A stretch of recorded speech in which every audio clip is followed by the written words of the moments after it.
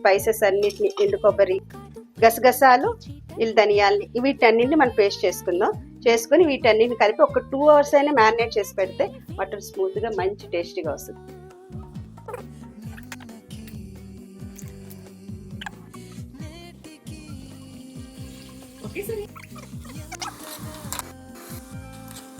మనం మూత పెట్టి ఒక 4-5 విజిల్ అయినా ఇచ్చేస్తే మనం ముందు మటన్ అనేది ఉడికించేసుకుందాం.